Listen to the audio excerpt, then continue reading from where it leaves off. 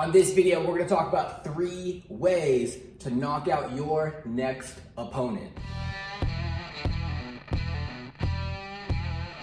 All right, welcome back to another video. My name is Chris McGarry-Han Jr. And before we begin, make sure to hit that subscribe button, like this video, and by the end of the video, do me a favor, comment below which of the 3 knockouts that we're gonna cover on this video, which of the 3 was your favorite, because I'm curious to know.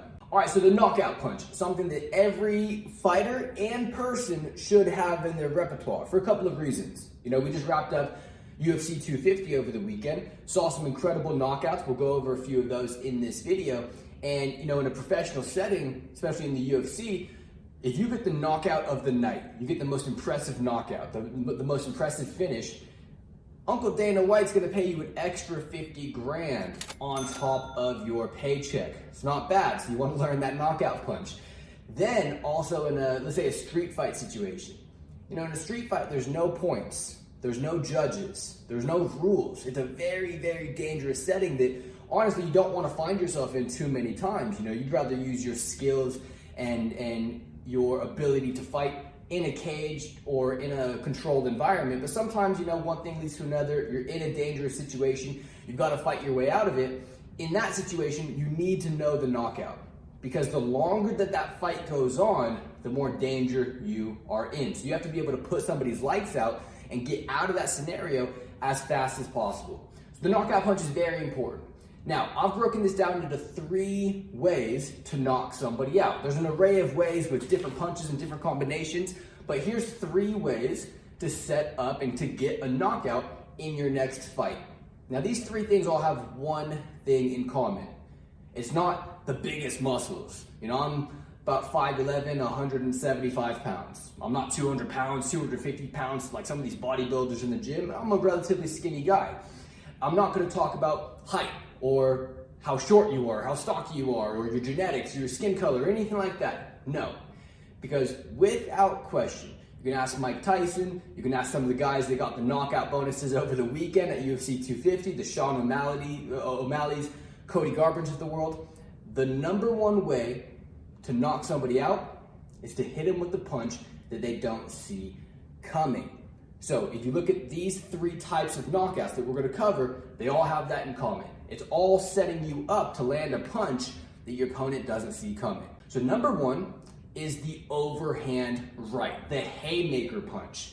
Now, if you start a fight and the first thing you do is you just start throwing haymakers, well, first off, you've just given away your entire game plan. You've given away your entire strategy. I now know, as somebody who can box a little bit, hey, this guy's just gonna keep throwing overhand rights. I know because I've been in enough fights, your gas tank, your cardio, your engine is gonna get really, really tired in about 30 seconds. So as long as I cover up, I see what you're doing, yeah, you might hurt my hands a little bit, I might end up with some bruises on my arms tomorrow, but I'm not gonna get knocked out by that if you just come out with the overhand hooks and the haymakers. But if you look at what Cody Garbrandt, incredible fighter, former UFC champion, just did on Saturday night, knocked out Rafael Sunsao. Here's a clip of it. Sunsao attacks the body late in the round.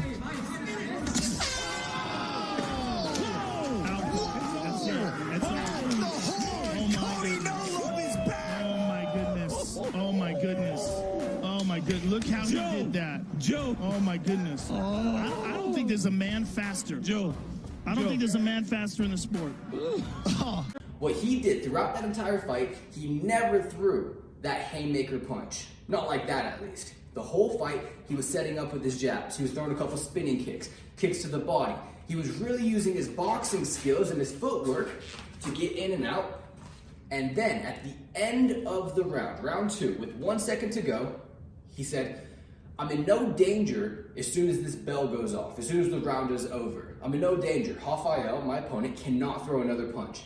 So I'm gonna duck, and when I duck, I'm gonna twist my hips, I'm gonna twist my core, because I wanna get as much velocity into that punch as I can. I'm gonna duck, twist, keep my hand up, my left hand up to protect my chin, and I'm gonna swing for the fences. I'm gonna swing so much that, Cody Garbrandt, I love you as a fighter, but that hairstyle was a little bit unique, my friend. I'm gonna swing so that hairstyle starts bobbing back and forth. I'm gonna swing with everything that I have. Now, if you look at that knockout, Rafael Sanso. It was at the end of the round. Normally, they say saved by the bell, meaning, yeah, you got knocked out, but you get to go into the next round. He got knocked out so bad that the referee stopped the fight altogether. Rafael couldn't walk for a few minutes. It was that bad. Now, make no mistake, it's not about the overhand. The overhand is what finished the job, but what set up that job, what set up the success of that punch was Cody's ability to jab, to box, to throw kicks to the body, to really mix things up using his footwork and winning the entire fight up until that point, to where he said, okay, now's the time. It's like a savings account.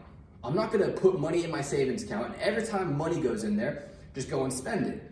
No, that would defeat the purpose of a savings account. I wanna save that for one giant payment, one giant deposit.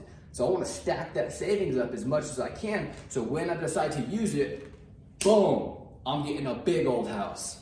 Boom, I'm getting a nice car. Boom, I'm getting that beautiful wedding ring for the girl. Whatever it may be, I wanna use my power, that overhand right, I wanna save that, I wanna conserve that, so when I decide to use it, it's guaranteed to put my opponent to sleep. So number one, setting up with the overhand right. All right, the number two way to knock out your next opponent is to use an arsenal of punches before the knockout. Now remember, the best knockouts come when your opponent doesn't see them coming. Well, what's a way that I can get you to not see where the next punch is coming from?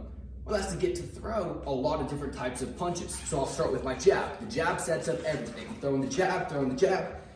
But if I just throw the jab, my opponent now knows that the jab is there. So I gotta mix it up. Maybe I throw the jab to the head, jab to the body. Maybe I throw the jab with a straight right and a duck out.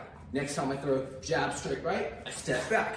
Maybe next time I throw jab straight right, I do a little lean, boom, pull counter, boom, then step back. Mixing things up. Now you saw Sean O'Malley, same night, UFC 250, he was the opening fight of the main card.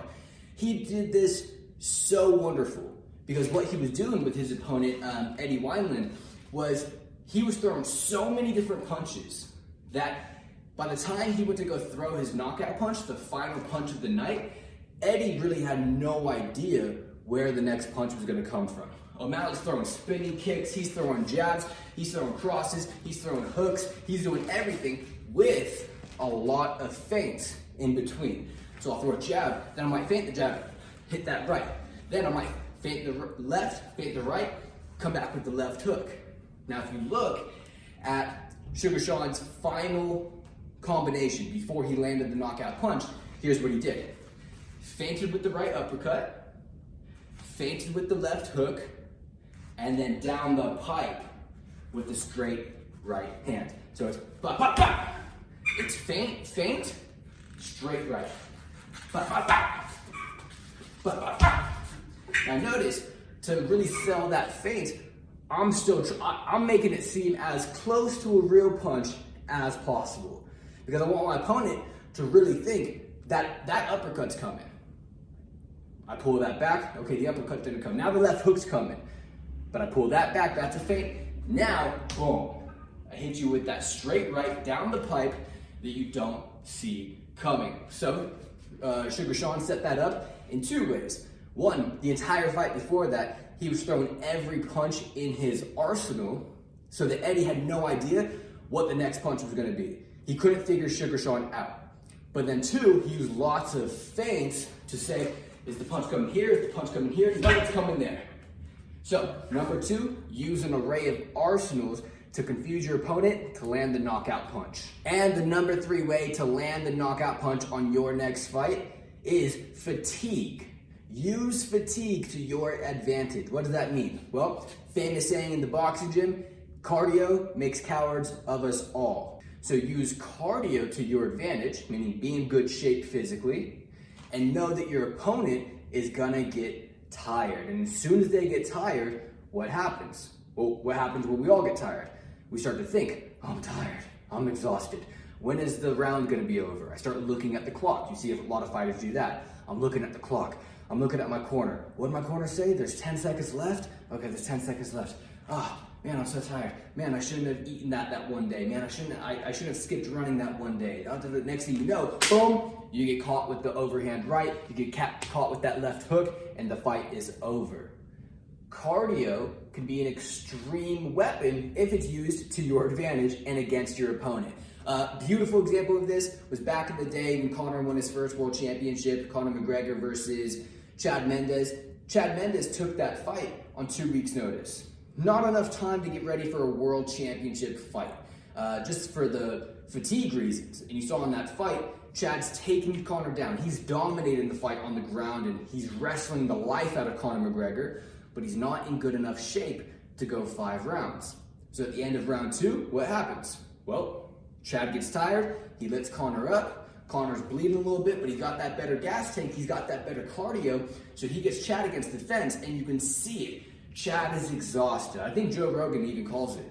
Chad Mendes is exhausted at that moment. 10 seconds to go, and Conor's lighting him up. He's lighting him up with kicks to the body, he's lighting him up with the jab, he's lighting him up with hooks to the body. I mean, he is just going. Get Mendes to think, when is this round over? When can I get my break? When can I get a sip of water? Next thing you know, Conor is landing that beautiful, I believe it was a straight left. He's landing that beautiful straight left, straight down the middle on Chad Mendes' chin. Chad goes to sleep. Chad was winning virtually every second of that fight until he got tired. All right, guys, so those are the 3 ways to land a knockout punch on your next opponent in your next fight. So like I said, let me know in the comment section, what was your favorite type of knockout of the 3? Was it the hardcore overhand right? Was it using your arsenal of punches and moves to set up the knockout? Or was it just to wear your opponent down, use fatigue to your advantage, and get the knockout that way? Comment below. I want to really know what your favorite was. And again, make sure to subscribe to this channel for content like this every single week, because every single week we're going to show some type of new move, some type of new skill, some type of breakdown that's going to help you in your next fight. So subscribe. And then last but not least, always remember the Brixton 81 mantra, and that is that attitude is everything. And if you haven't already, visit Brixton81.com. Check out our watches. We got beautiful pieces for tough guys just like you. All right, you guys, thank you for watching. I appreciate it. As always, this is Chris McGarrahan Jr. signing out. Have a great rest of your week.